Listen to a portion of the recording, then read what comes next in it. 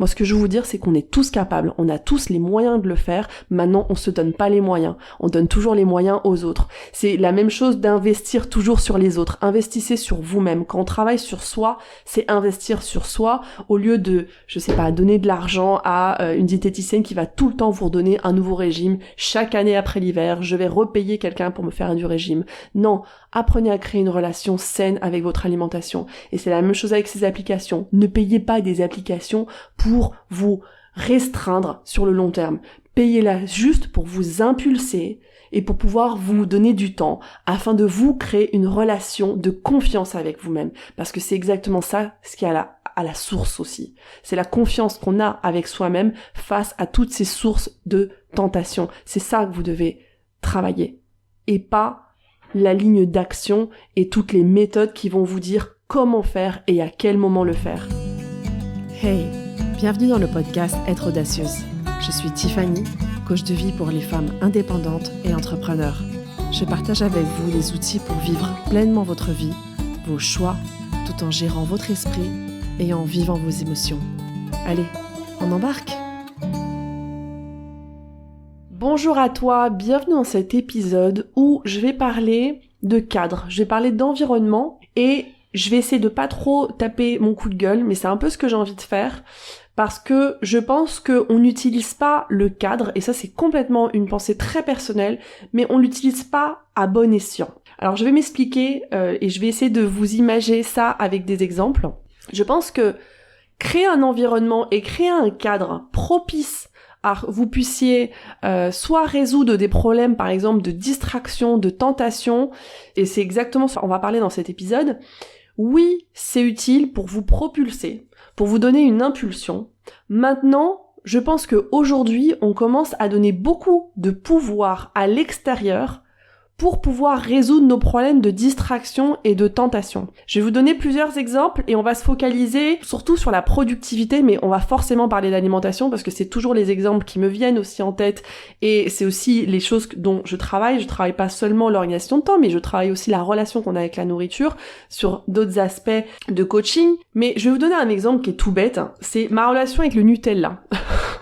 Et j'ai la même relation d'ailleurs avec le dulce de leche, la confiture de lait en Argentine. Je pense que vous retrouverez beaucoup ici quand je parle de évincer de chez vous toutes les sources de plaisir pour ne pas craquer, pour pouvoir être sûr de ne pas tomber dans la tentation et pour pouvoir avoir le contrôle sur votre régime alimentaire ou sur ce que vous mangez. Alors, moi, je n'aime pas du tout cette méthode. Pourquoi ? Parce que quand vous évincez toutes les sources de plaisir de chez vous, finalement, ça fonctionne mais qu'à court et moyen terme. Alors, mis à part si vraiment vous habitez toute seule, que vous n'invitez jamais personne chez vous, que jamais personne vient de faire de séjour chez vous, bon, ok, peut-être que ça va fonctionner. Maintenant, si vous avez la vie sociale, si vous avez notamment des gamins, si vous avez aussi de la famille qui vient vous rendre visite, ces sources de plaisir, il y a un moment, elles vont toujours apparaître. Et vous aussi, d'ailleurs, quand vous allez aller chez les gens, ces sources de plaisir vont arriver. Et qu'est-ce qui se passe à ce moment-là ? C'est que comme on les a évincés, on a résolu le problème, on va dire, avec un acte externe, en le sens évincer toutes sortes de plaisirs, comme ça je peux me sentir en contrôle.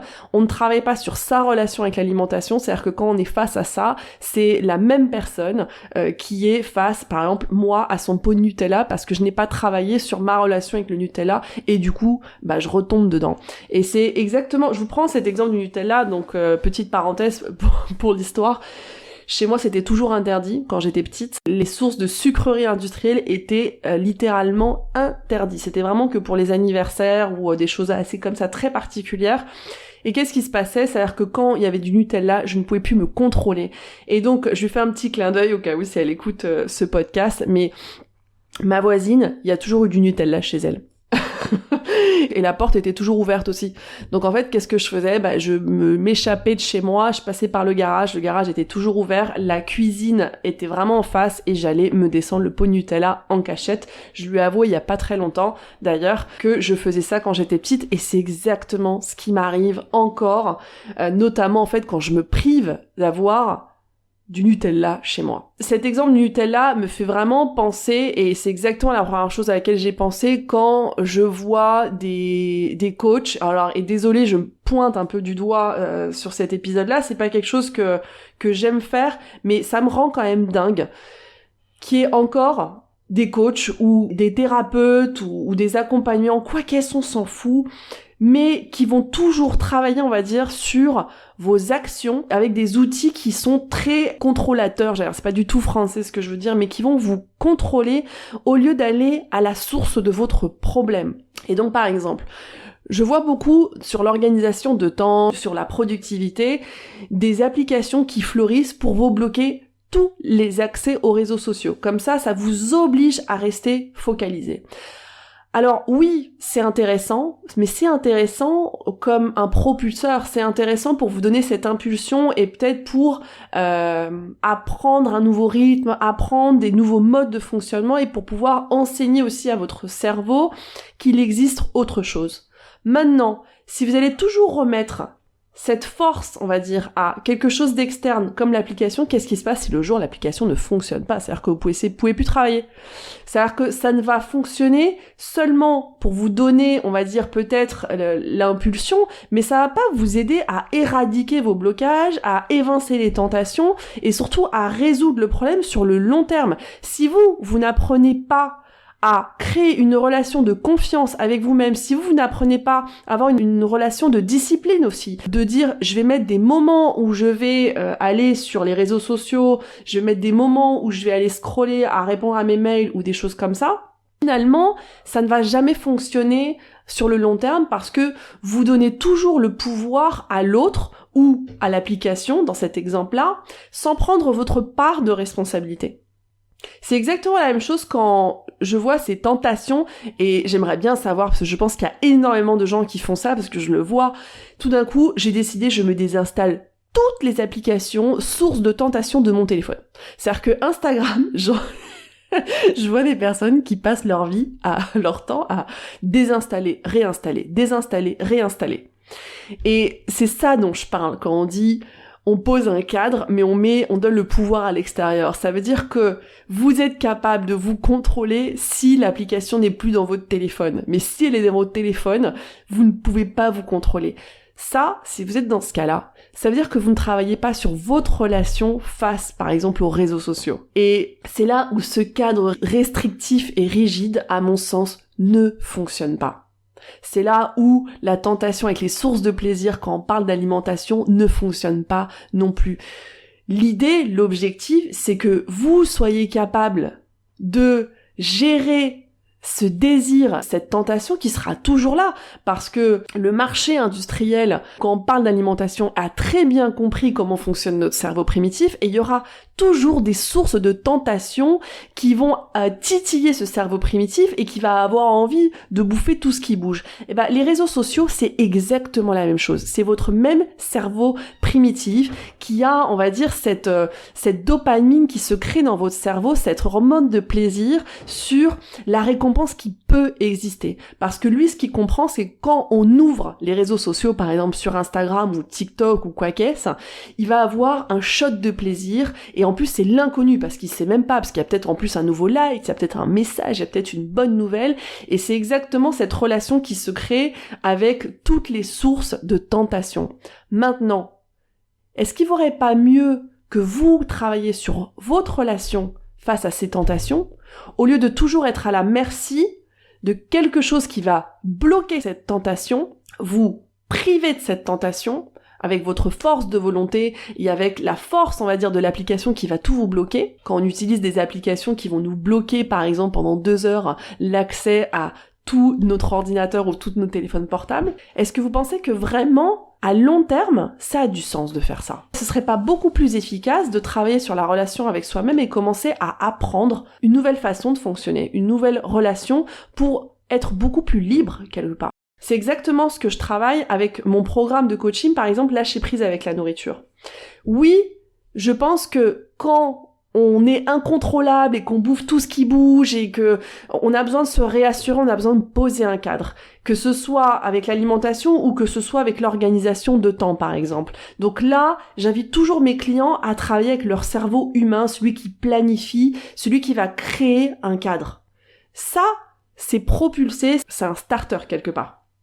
C'est pour pouvoir finalement tester le bénéfice.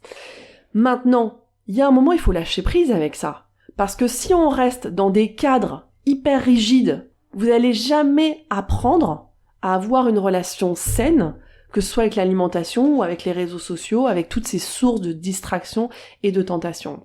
Sachant qu'on est quand même dans des sociétés qui nous offrent et qui nous mettent sous le nez constamment des sources de tentation. Et encore, moi, j'ai même pas de télé, donc je peux même pas vous parler de ça. Mais alors, les fois où on va dans un hôtel, c'est la première chose que mon fils veut faire. Il adore, il dit « télé !» Et je vois les publicités. Ça veut dire que si vous êtes quelqu'un qui consommait la télé, vous avez une stimulation constante de sources de plaisir. Et donc, il vaut mieux travailler sur sa relation que d'évincer. Et en l'occurrence, maintenant que je vous donne cet exemple, je comprends aussi que moi je l'ai évincé, c'est-à-dire que je n'ai pas de télé parce que sinon je restais constamment face à la télé. Il faudrait peut-être que je travaille sur ça d'ailleurs, ce serait intéressant de me remettre la télé, de voir quelle relation j'ai avec elle. Donc poser un cadre, créer un environnement propice, oui et non. Faites-le avec conscience. Regardez comment vous posez un cadre. Est-ce que c'est un cadre pour pouvoir vous propulser et pour pouvoir vous créer une nouvelle relation ou des nouveaux modes de fonctionnement? Oui, j'ai envie de dire. C'est-à-dire que oui, ça fait du bien, oui, ça aide, ça nous allège, comme on dit, ça assouplit, mais n'oubliez pas que ça ne traite pas les causes qui sont votre état d'esprit et vos émotions.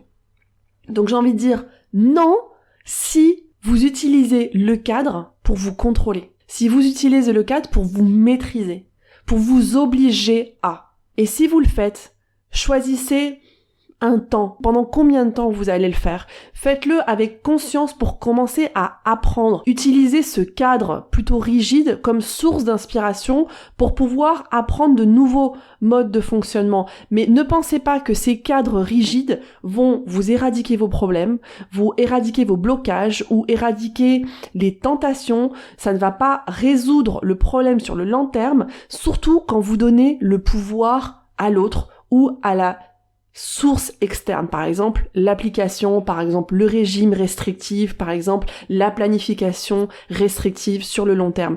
Il faut que vous travailliez sur votre part de responsabilité, il faut que vous donniez le pouvoir à vous-même parce que si vous utilisez toujours une application par exemple qui vous bloque les réseaux sociaux, il y a un moment si cette application disparaît, vous êtes encore face, vous, à vos problématiques. Ce que j'ai envie de vous transmettre avec cet épisode, c'est vraiment que créer un cadre, créer un environnement propice, moi c'est quelque chose que j'invite fortement dans mes programmes de coaching et notamment au début de mes programmes de coaching. Moi ce que je suis beaucoup plus pour mettre un cadre pour pouvoir apprendre un nouveau mode de fonctionnement, pour pouvoir respirer aussi un peu. Parce qu'en règle générale, quand on se crée un cadre très rigide, c'est parce que ça nous a bouffé quelque part. Soit que ce soit la relation avec la nourriture ou que ce soit votre relation avec toutes les sources de distraction quand on parle de productivité.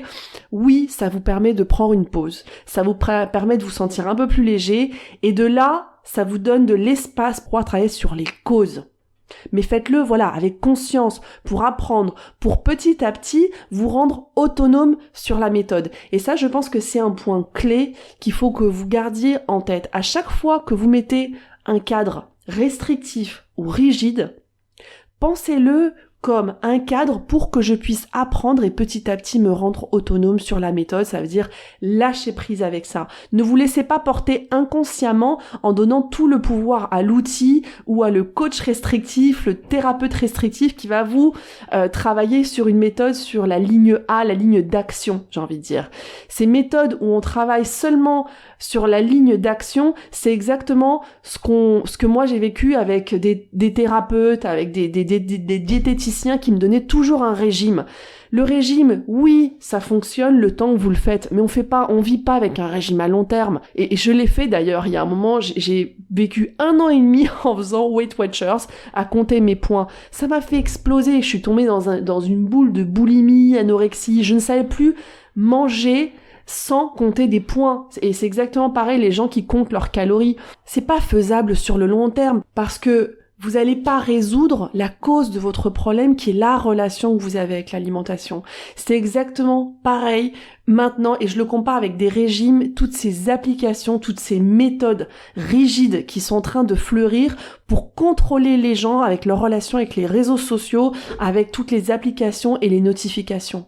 Utilisez le cadre pour adoucir, pour rendre l'environnement plus propice, mais non comme une fin en soi. Choisissez aussi vos batailles sur lesquelles vous avez besoin d'un cadre plus rigide, comme je vous disais. Si vous avez besoin de faire une pause et de respirer, le temps de vous approprier ces méthodes pour pouvoir le faire vous-même ou partiellement vous-même. Et quand je dis partiellement, je pense aux notifications par exemple. Moi, j'enlève toutes les notifications parce que je me rends compte que ça titille constamment mon cerveau, et parce que aussi, oui, notre cerveau, il va porter une attention parce qu'il y a peut-être quelque chose qui est urgent, entre guillemets, c'est ce que lui pense. Et en l'occurrence, il peut aussi avoir une notification qui est urgente.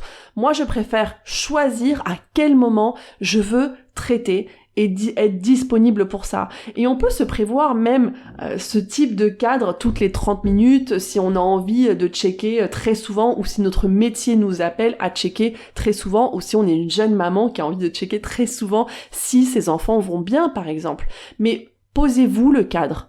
Ne laissez pas qu'une application vous pose un cadre. Et je vous dis ça parce que j'ai testé un truc qui était j'ai un iPhone. Il y a une fonction dans votre iPhone qui s'appelle temps d'écran. Et quand vous allez dedans, il y a limiter le temps des applications. J'ai trouvé ça intéressant parce que je lis beaucoup de choses sur la productivité, sur le cadre, sur quels sont les outils qui sont proposés. Je l'ai testé, alors je l'ai désactivé direct quoi. C'est-à-dire que je l'ai testé 1 heure et j'ai trouvé ça mais insupportable. Alors, oui, si vous êtes une personne qui passait des heures sur les réseaux sociaux, vous n'arrivez pas à vous contrôler, que vous rentrez toute la journée et vous vous perdez, pourquoi pas le tester pour pouvoir justement vous alléger. Mais ne soyez pas à la merci de ça pour pouvoir contrôler votre relation. Et c'est exactement ça que j'ai envie de vous transmettre aujourd'hui. Tout ce que vous abordez, et c'est vraiment la vision que j'ai avec mes programmes de coaching, on commence, alors oui, on met un cadre pour pouvoir s'impulser dans une direction, pour pouvoir apprendre des nouveaux modes de fonctionnement et avoir de l'espace pour pouvoir le vivre aussi, parce que c'est ça aussi la réalité. Maintenant, il faut apprendre à être autonome sur la méthode et savoir lâcher prise et pouvoir aussi être beaucoup plus intuitif dans sa relation avec ça. Donc si vous vous retrouvez dans ce que je raconte, que vous êtes une personne qui a tendance à vous mettre des cadres rigides ou à faire appel à des méthodes rigides pour pouvoir vous contrôler, sachez que on peut sortir de cette spirale.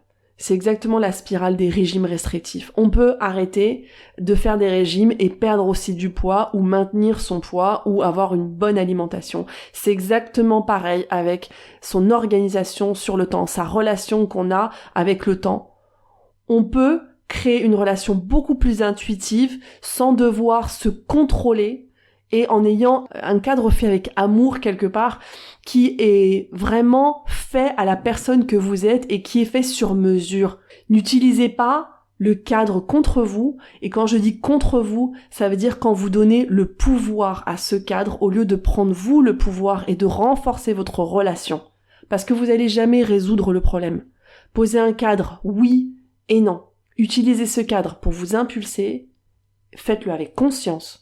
Sachez que vous êtes en train de donner le pouvoir à telle application ou à tel régime, le temps d'apprendre et d'avancer petit à petit pour vous rendre autonome sur la méthode, pour vous approprier la méthode, parce que c'est ça ce qu'on veut. Ce cadre est utile, le temps de vous approprier la méthode pour pouvoir le faire vous-même ou partiellement vous-même, pour ne plus avoir à vous contrôler ou à pouvoir à vous maîtriser face à toutes les sources de tentation. Laissez les sources de tentation faire leur vie et soyez vous forte avec vous-même Développez votre force interne parce que vous l'avez et on l'a tous. Souvent, on a oublié ça parce qu'on a tendance toujours à croire que les autres font mieux, que les autres vont nous offrir une méthode qui est beaucoup mieux que celle que vous avez parce que vous pensez que vous n'êtes pas capable. Moi, ce que je veux vous dire, c'est qu'on est tous capables. On a tous les moyens de le faire. Maintenant, on se donne pas les moyens. On donne toujours les moyens aux autres. C'est la même chose d'investir toujours sur les autres. Investissez sur vous-même. Quand on travaille sur soi, c'est investir sur soi. Au lieu de, donner de l'argent à une diététicienne qui va tout le temps vous redonner un nouveau régime, chaque année après l'hiver, je vais repayer quelqu'un pour me faire du régime.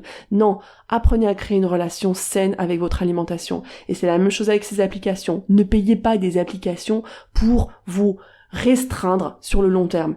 Payez-la juste pour vous impulser et pour pouvoir vous donner du temps afin de vous créer une relation de confiance avec vous-même. Parce que c'est exactement ça ce qui est à la source aussi. C'est la confiance qu'on a avec soi-même face à toutes ces sources de tentation. C'est ça que vous devez travailler. Et pas la ligne d'action et toutes les méthodes qui vont vous dire comment faire et à quel moment le faire. C'est vous qui avez la réponse. Donc posez un cadre pour adoucir, pour pouvoir vous aider, mais ne soyez pas à la merci de cet environnement pour pouvoir vous faire les choses par vous-même. Vous avez la force en vous, j'en suis convaincue parce que je sais que tout le monde l'a. Alors, souvenez-vous que vous l'avez, allez la chercher, allez la travailler, regardez-la. Alors oui, c'est beaucoup plus inconfortable et ça demande plus de travail. Je suis 100% d'accord avec ça. C'est toujours plus facile de donner la responsabilité et que quelqu'un le fasse pour nous, que nous-mêmes se prendre en charge et faire face finalement à nos sources de problèmes, à nos émotions. Maintenant, sur le long terme, c'est beaucoup plus facile et c'est beaucoup plus rapide de faire le travail soi-même que toujours dépendre du cadre et dépendre de l'environnement. Soyez autonome pour vous, c'est vraiment un cadeau que vous pouvez vous faire. J'aime bien dire, on saute à l'eau maintenant, on se mouille complètement, il vaut mieux passer maintenant un mauvais moment que faire perdurer, on va dire, cette relation dans le temps et ne jamais la résoudre quelque part. Donc voilà, c'était un peu mon coup de gueule de la journée, mais que je l'ai pas fait tellement coup de gueule, mais je vous jure que ça me rend complètement dingue qu'il y ait encore des gens qui se font énormément d'argent pour vous proposer des solutions miracles. Le miracle, il est chez vous, il est dans vous, il est dans vos émotions, il est dans votre corps, il est dans votre état d'esprit. Vous êtes le miracle. Arrêtez d'oublier ça. Le coup de gueule arrive là. J'ai la passion qui me monte. Mais prenons responsabilité de ce qu'on crée dans notre vie pour pouvoir aller dans la direction où on veut aller et arrêtons de donner le pouvoir aux autres. On se parle la semaine prochaine. Mon podcast vous plaît ? Abonnez-vous pour ne manquer aucun épisode. Partagez-le avec vos proches et soutenez-moi en laissant un avis 5 étoiles sur la plateforme que vous utilisez. 1000 merci. Et si vous voulez bénéficier d'un accompagnement, je vous invite à vous rendre sur mon site internet tiffanymaquet.com. Vous pourrez réserver une session gratuite de coaching avec moi, mais vous trouverez aussi l'information sur mon programme pour les femmes entrepreneurs qui veulent lever leurs barrières limitantes pour atteindre leur objectif. Alors à très bientôt!